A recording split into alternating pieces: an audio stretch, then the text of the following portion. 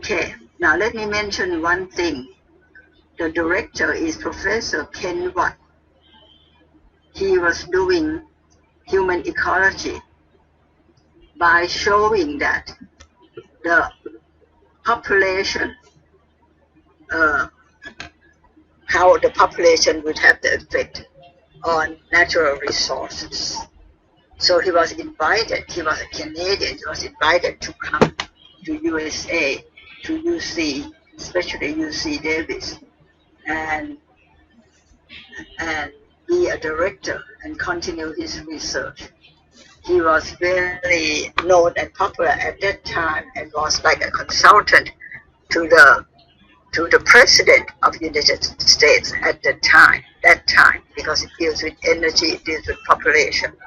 However, this is a sensitive subject. Years later, when the economy group wants to do something and they they took the funds out from the population thing, because they need to have, if you have trade, if you want the economy to grow, you need people to buy, you need consumers. So to a research that say too many populations will have the bad effect to the natural resource, will not be funded any longer. So anyway, it's kind of like to see the up and down of the situation. Sometimes it turns to be good, and then the other side comes and it's bad. That kind of thing. And we know, as we have been studying Buddhism, we know that it deals with the human's mind and whatsoever. So anyway, that's the reason I want to do this course, Human Ecology, because I went to Professor Ken Watt directly and talked to him, and he agrees that there must be something in the teaching of the Buddha, because Buddhism seems to be a very peaceful teaching by nature, and it never have a war created by Buddhists. So he told me that, why don't I go back to Thailand and study it and then come back and tell them.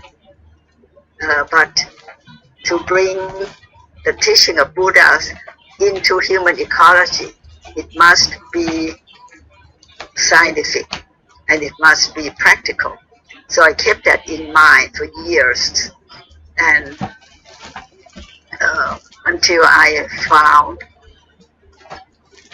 our temple here and studied and find a good result from the meditation, and see that this is the key thing that we need to let the world know about meditation as an essence in human ecology. Okay, so let's next to. Okay, but before we go, next is Alex in. Can I see? I had no idea how. So may I see Alex? And okay, Alex is in. Peggy, I'm not sure. Okay, anyway, Alex, I just hope that this could be something interesting to you. Now, ecology comes from the word ecos or oikos.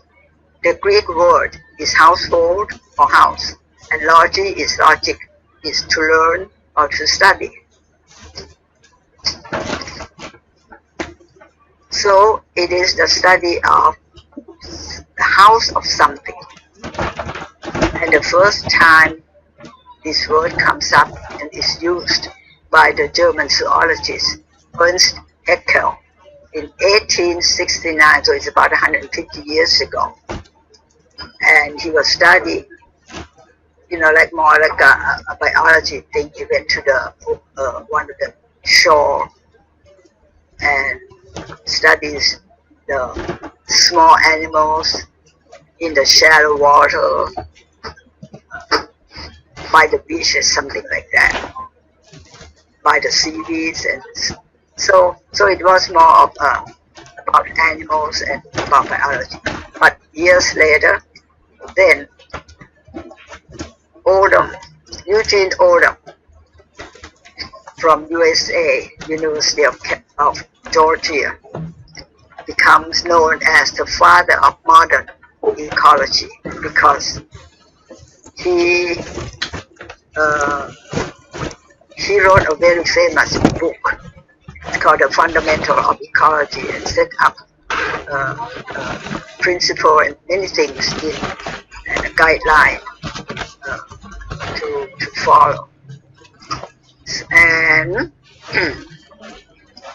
it's a good textbook, Fundamental of Ecology, for over 10 years. And I use that book too when I was there. So this is him. Dedicated scientists like this. I mean, I really appreciate people like this because he spent all of his life studying about ecology, ecosystem, and be the voices for people to realize about relationship of human to the environment, and we must care for our environment. So those, if you're interested in that, you can check about him, Odom. Okay, and Alex, this will be a good subject for you to see. Okay, and when he passed away, he also left a property and used that property to build a school of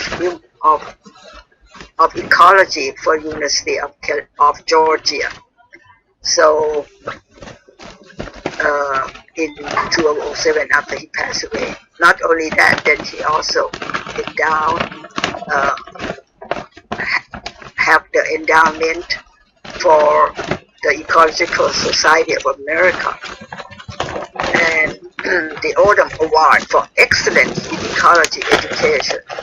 So we hope that one day we could introduce or introduce something, this kind of thing of Buddhist human ecology into this kind of organization. Okay, next. I'm gonna come over this and then trying to bring into Buddhist ecology later. Okay.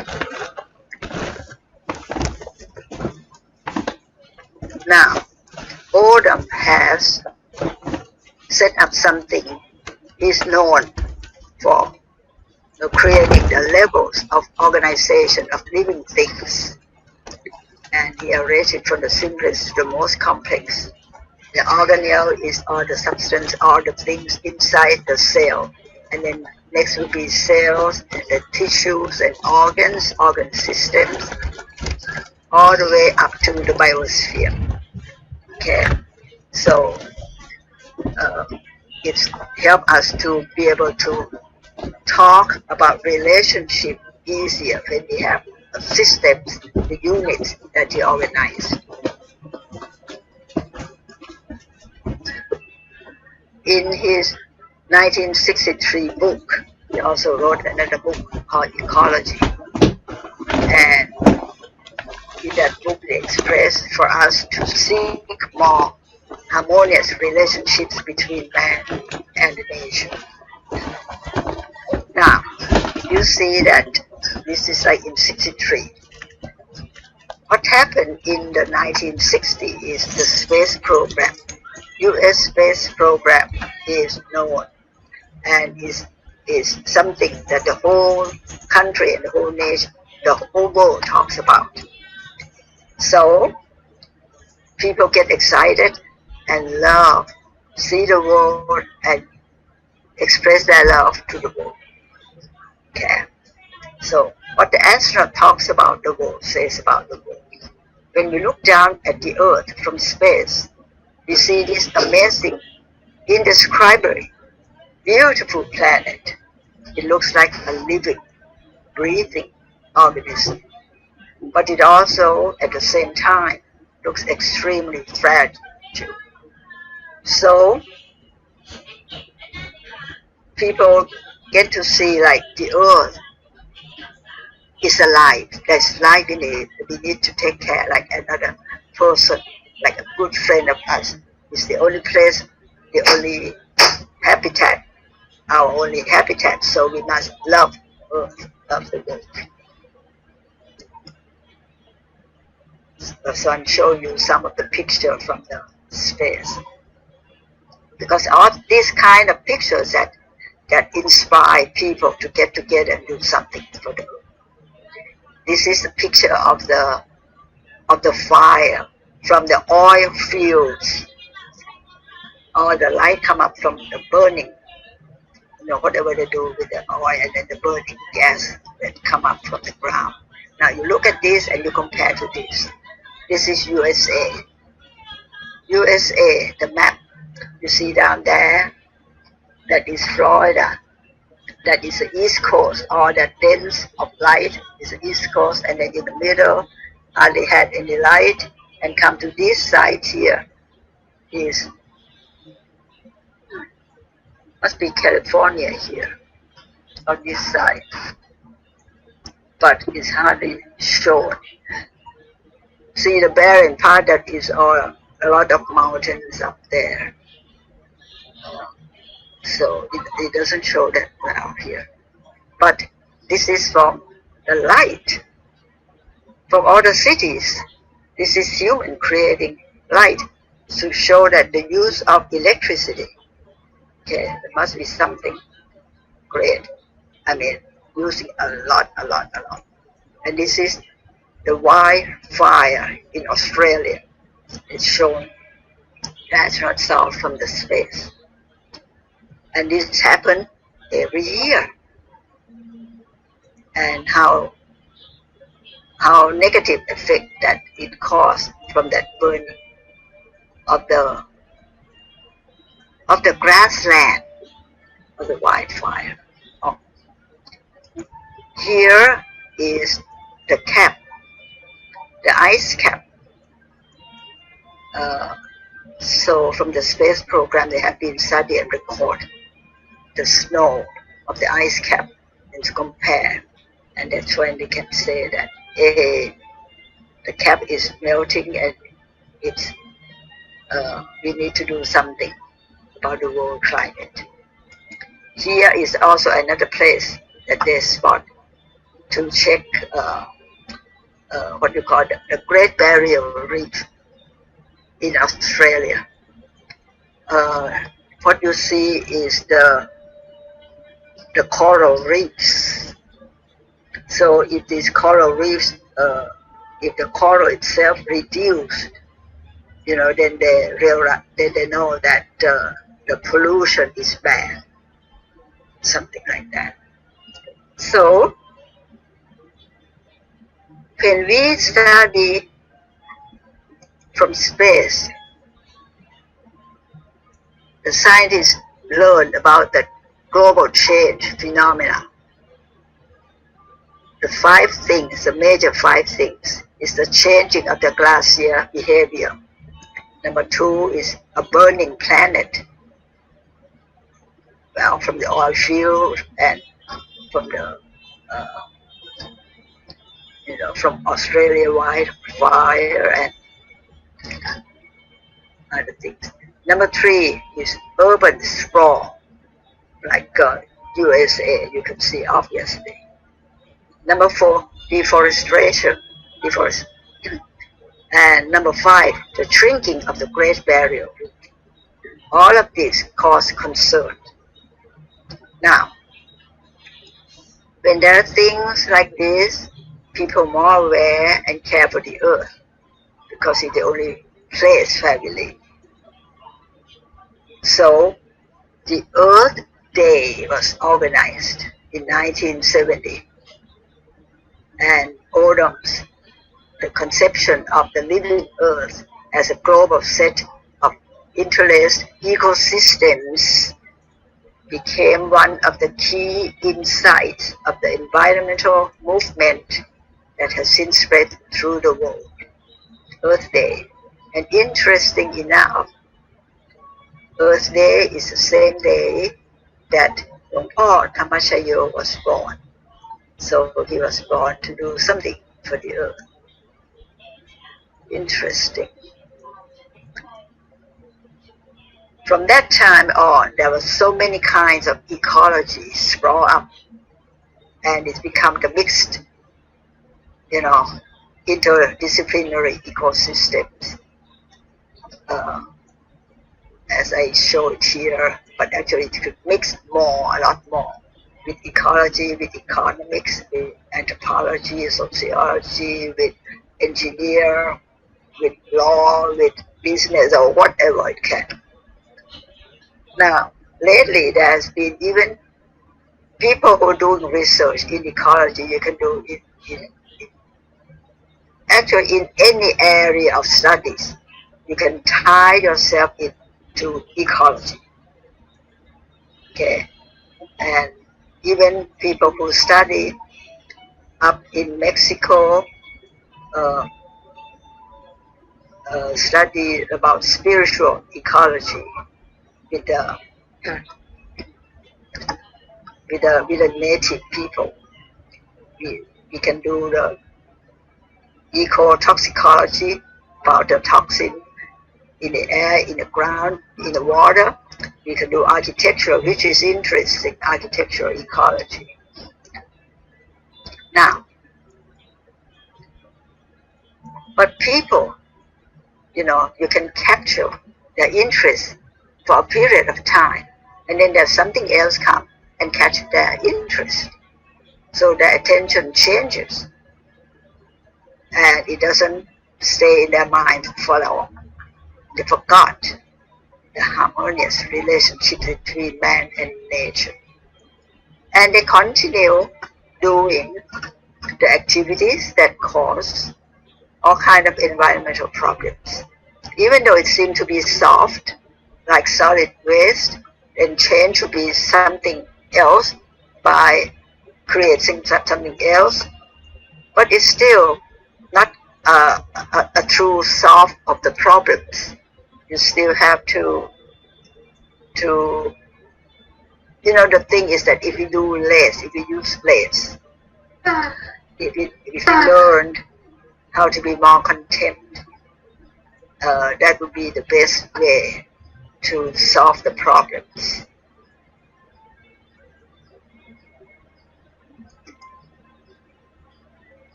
Okay, in case for those who can't really see, if you don't have the computer with you. So human activities cause environmental problems, solid waste, air pollution, water pollution, natural resources exploitation, social problems, and so many things, and others. Want to show you something. After the Second World War to now, it's only 76 years. One generation only. And one generation we have exploited the world, the natural resources, and the attitude of people, all kinds of things, every direction. Particularly is the human mind, the human spirit. And so this is my saying that so we need something to make us be more mindful, to care, not to be careless about things around us. And this includes relationship with ourselves, relationship with people around us, how we deal with natural resources and other environment. We need to change our attitude about life, about being human, because so far we never thought.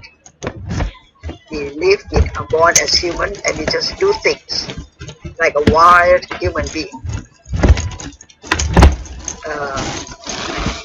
Lately, when you study Buddhism, then we learn about to be a proper human being, or to be the most useful being, something like that. But normally people would think that they just don't think, and they just just act through their own nature, you know, of whatever the mind wants them to do. So, in general, to have the highest quality of life as human beings doesn't mean that we will control and reap all the benefits to ourselves. So we must change our human being. But we are thinking of all the benefits to ourselves is because the nature of the greed that is in our mind. And people, those people did not think through. And once they start to be in the business and go directly into the system of the business, and it's kind of like must continue to be developed for better and better, making it bigger, that type of thing. And they're lost in the system, in the economy system, and cannot stop. So it comes to the time that has to be a big change and find the balance of all systems, and less is more. That balance should use that basic principle, less is more, has been teaching us. So what is the fair share and responsibility? What is our fair share and responsibility? And do we have the knowledge to train ourselves to be mindful, to love, and to share? And the knowledge must be scientific and practical.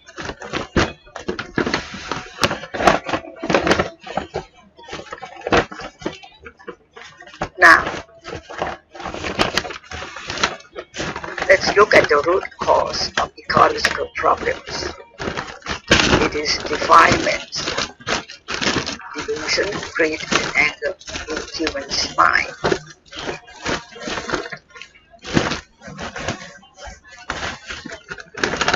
But who would have the knowledge of the mind? Basically, the knowledge of the mind is known to the world only by the teaching of the Buddha. In the past, wherever the teaching was, it will help in that area, and it's more a correct teaching in a way that it brings peace to the world, because the first three things that he said is to atone, to endure, and not to be a being, maybe a being, not to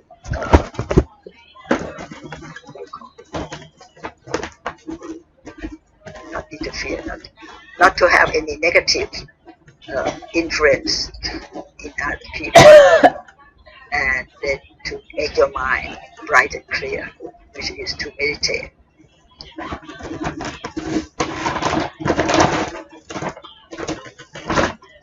So we know that the cause of the problem is really deep rooted in the mind of people, and we need to make people realize and bring that realization and bring that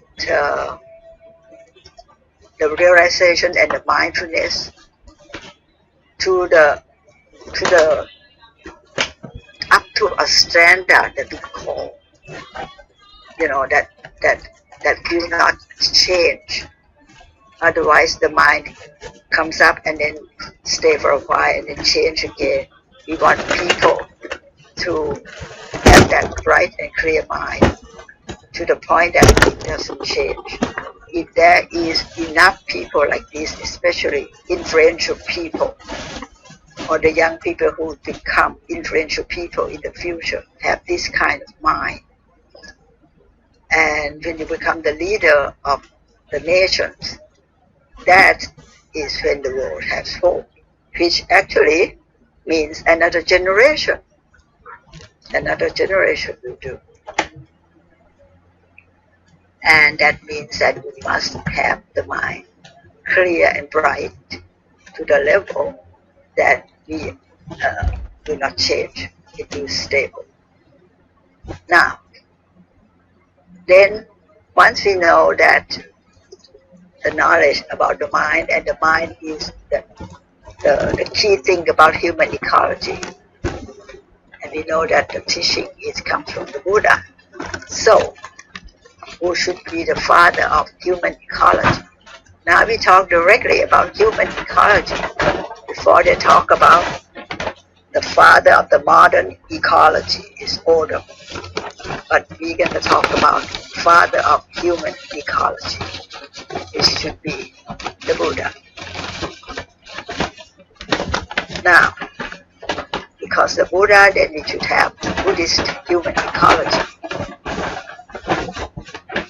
And to be direct, we must learn what happened on the night of Buddha's enlightenment and the knowledge he earned from that. This will not be explained on the first lesson, because I am doing this human ecology maybe at least three or four lessons, and so this will be in later on lessons, and we are not going to go that deep either, because we want to give room to those who want to study Buddhism in particular. Our subject is only human ecology. It is human ecology. We're just going to bring out something, a little part of the knowledge in the teaching of Buddha.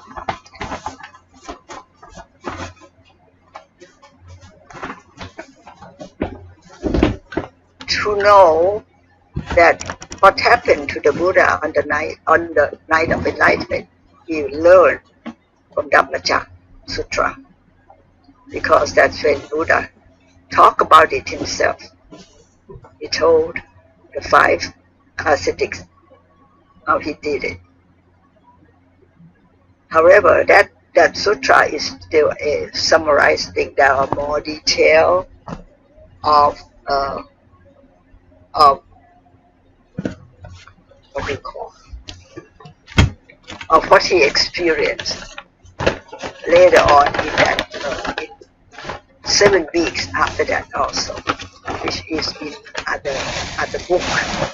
So we will mention something about something like that also, because it's interesting.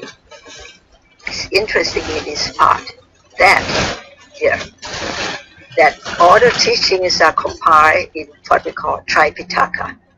Number 1 is about Pitaka, Vinaya Pitaka is about for the monks, about all the discipline. Number 2 is the general Pitaka, he told about, the Buddha talks about his life story, about all kind of things, okay? And the third one is the Abhidhamma. Abhidhamma, Abhi means above, means higher.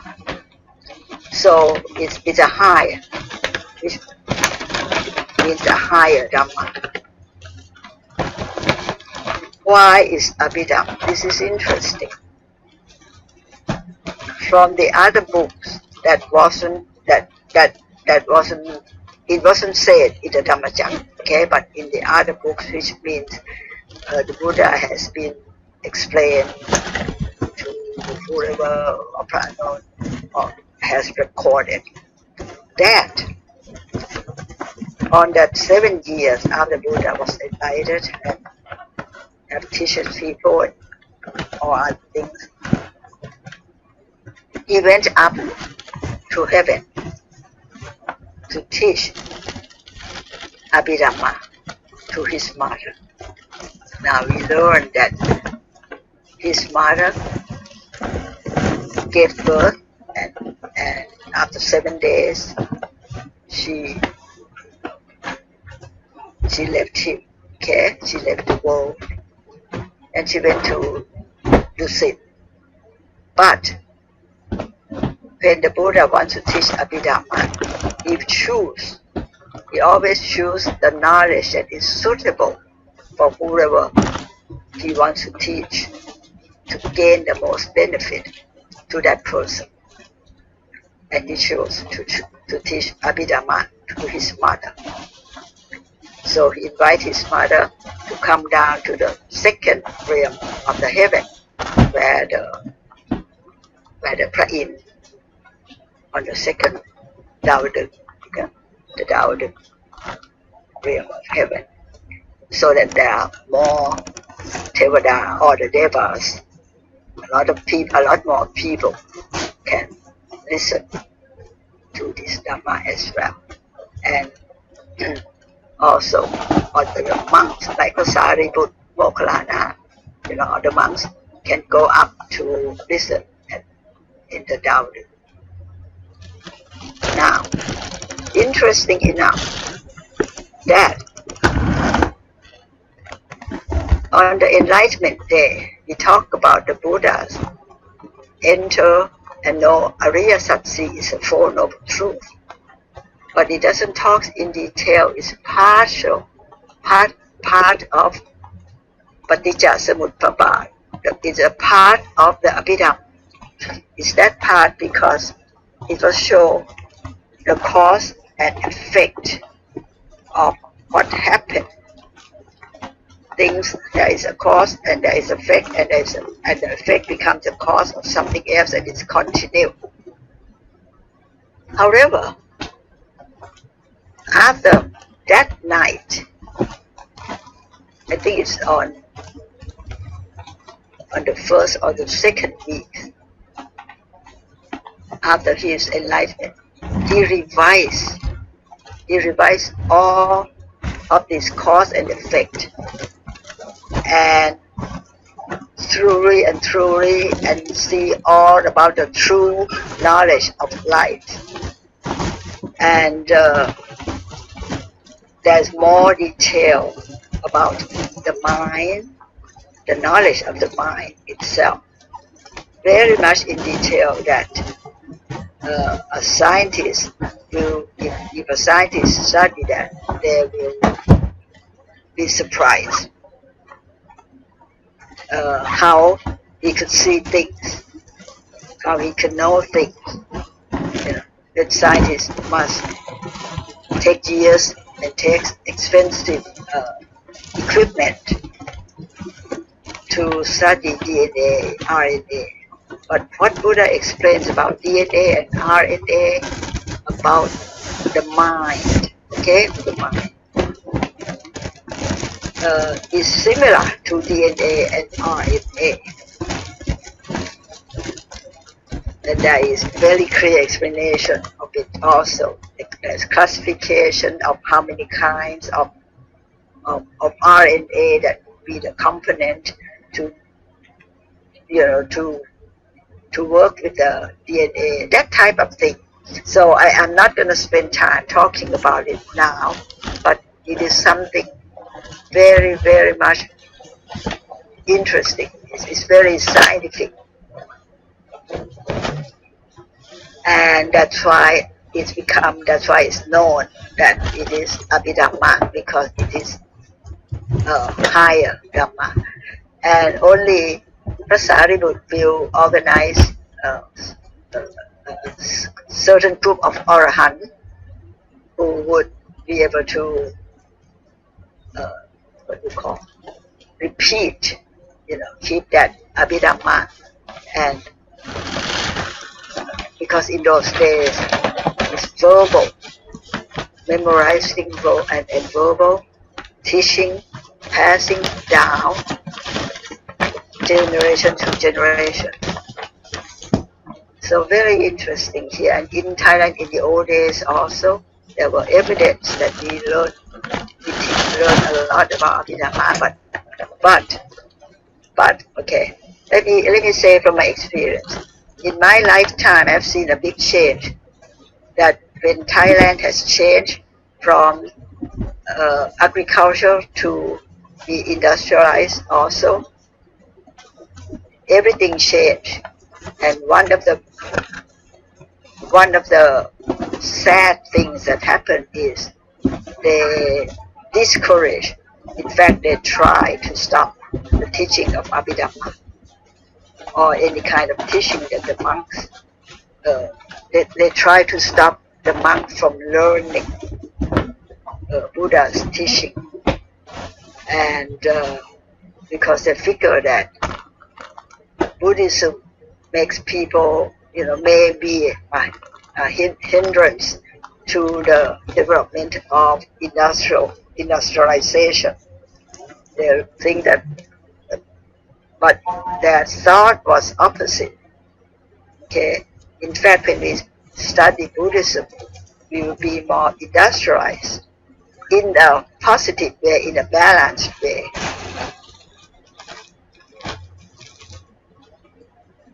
Okay, now let me go next because we have only 15 minutes left. Now, my idea is this. To make it simple and easy for us, as a human being, okay, here's a human being, I I set up some things, like I call a trio group and a 5-0 group.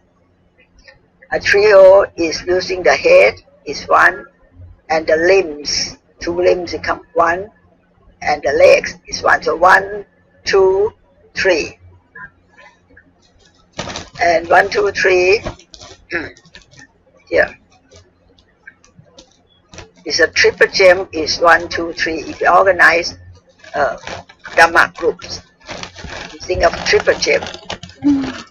And we think of Dana, Sila, and meditation in a group of 3. Okay. At the same time, on the other side, okay, the right hand side, we think of this. The head is the triple gem. Now, on the left hand side, the head is the 3 great masters, our 3 great masters. So our head, we think of 3 great masters. And the 3 thing is the achievement of Dhammakaya, the Ongpa that we need to achieve in this lifetime. This is our goal of life. And then we help other people, help our 6 directions, help our families and friends, and then we help the world. So it's 3, ourselves, help our family, and help the world, become 3. If we have Dana, Sila, and meditation together, it will also work with this. So when we put our palms up and pay respect, when we think of the Buddha, when we think of the great master, we pay respect. Here we are confirming ourselves with the Dana, Sila, and meditation that we're going to do. And we think of ourselves as we're going to do meditation till we get to Dhammakaya, and we can help others. Okay, so this is the trio. Then we have the 5-0. The 5-0 is, again, let's come back to here.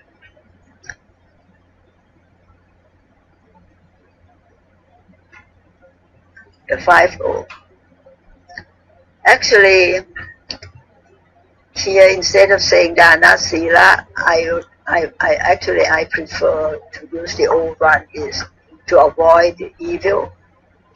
I mean, not to do bad things and do the good things and then meditate. That's the way the idea should be. Not to, but to make it simple, we use Dana, Sila. And for the 5, is the number 1 is on top.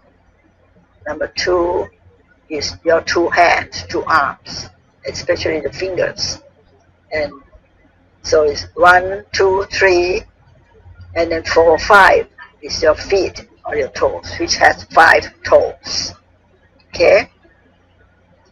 So we have from the top, the head is the stop all the 5 senses, which is the eyes, ear, nose,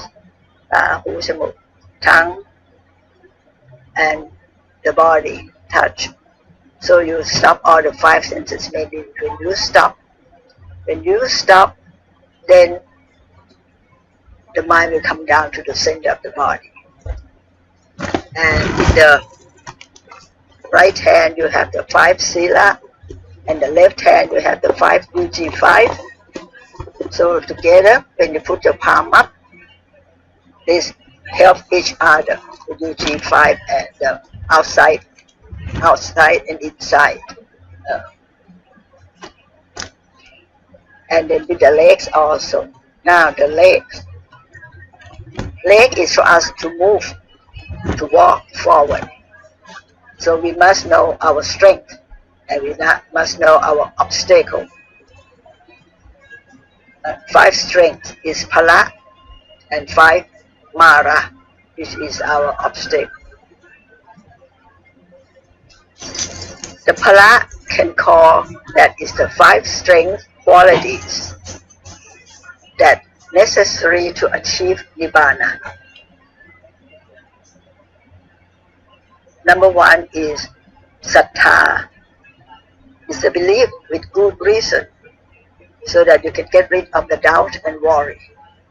Number two is viraya, which is courage, of the bravery, courage in making decision. I'm making decision I'm going to do now. And there are two meanings of viraya. The second meaning is persevere. So you will continue doing it until you win. Okay? So it's perseverance. So you get rid of your laziness. Number three is the sati, which is mindfulness. So you get rid of your carelessness. Number four is samadhi, which is stillness or stability resulted from mindfulness. So you get rid of your distraction. And number five is the panya, which is wisdom. Wisdom from reading or learning or thinking, but thinking in terms of the quality thinking, like scientific thinking, that kind of thing. And then the panya, the wisdom that we come from meditation. Then we also should know the mara, or our obstacle. Is the number one is the mara of defilement, the mind, the greed, anger, delusion. Number two, the mara of aggregates. Aggregates mean the nature of the body itself, that it's the cells, tissues, aggregates together, so it stays and it will be destroyed, could deteriorate. So that means there will be aging and old and sickness, that kind of thing. Number three, the mara of karma, which is our karma from our life or whatever that already happened in the past, and it will come to us from time to time. We just have to deal with it. Number four, the mara as deity. Like this is the real guy, the bad guy that will come to us. Like when Buddha, on his enlightenment, then the deity Mara himself came to him. You may experience this if you get into the very deep meditation, like some of the monks have experienced like that. And number five is the Mara as death. Death can come anytime, so don't be careless.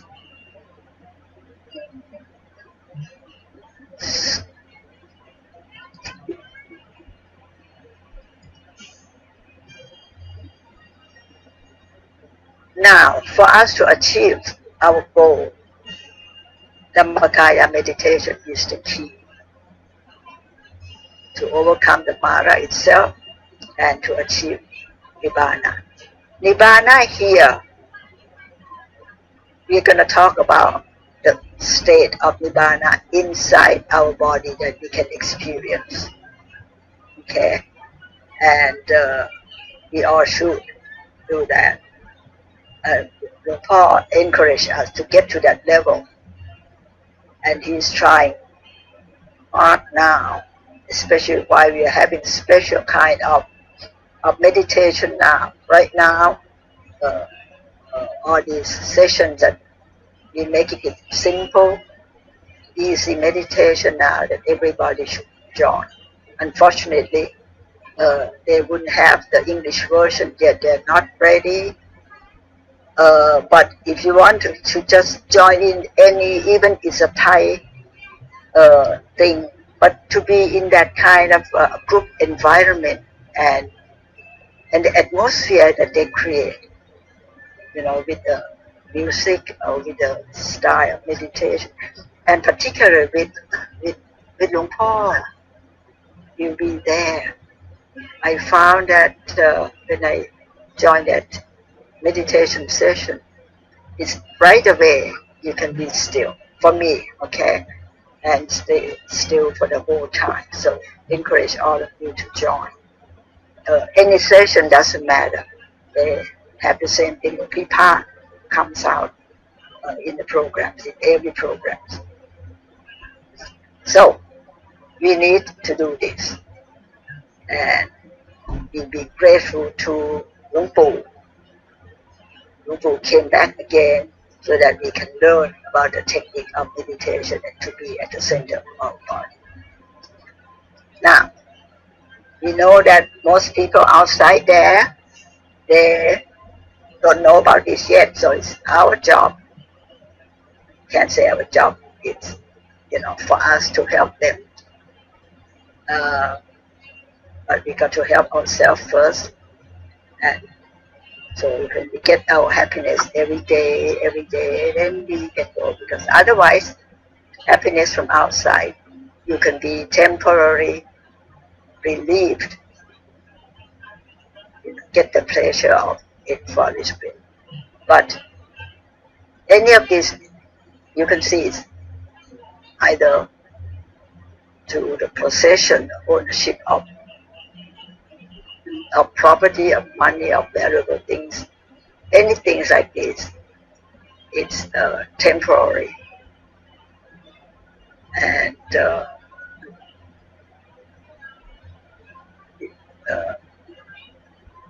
you can't take it with you. But once you learned about the life from the Buddha, what Buddha teaching, we learn what would be the best thing that we should take along. Now, you might spend a lot of money, of fortune to go to beautiful beaches, but it lasts for only those days that you stay there. And it doesn't really make you feel right. It cannot give you the same experience as you do in meditation. Okay? You can't get to that level. So, you can spend money, go to places, or go to the gardens, go to any particular man-made garden, a lot of tulips, flowers, or be on top of the hill. Still, you won't get that kind. It just can't compare. Whatever you do, the joyous feeling lasts for a moment. But the happiness from within is different, because happiness from within, meditation, lasts forever. Happiness from peace of mind surpasses all happiness. It lasts a lifetime. Before we end, we have a few minutes yet. The key thing is the comfort. Sabai. Make the body comfort and make the mind comfort. and the mind comfort. There's one thing here that I learned is we could create a feeling of soft, and we can also smile all the time. Practice to smile and your mind will be soft. Or be like an actor, just be like you're fainting soft, like no bones. Practice that kind of softness. Be on a chair and be soft that your whole body fall and your head fall between your knees, that type of thing. That's what happened to me. I was taught that way. And I remember that softness of my whole body and the softness of the mind. And when it comes to when I could not move forward with the meditation, it feel like, how come I'm staying at the same place for a long time? I thought, but I haven't been soft enough. I mean, to go further, we must be softer. You know what I mean? So I made myself soft right away. And that session, I passed, I was able to move forward to another level. So softness is important. And this is what they have us practice. You smile at the beginning, you can practice smiling and talk nice to people. Maybe choose 5 times a day, and then increase to be 10 times a day, and do it all day long. It's become your habit. And then you think of the 5 best activities that make you feel good, that makes you have a lot of boon, that you make you feel very blue. You give thanks to your body and give thanks to those who help you, like the Buddha, like our great 3 masters. You remind yourself that life is short. Life is short, so you must do meditation now.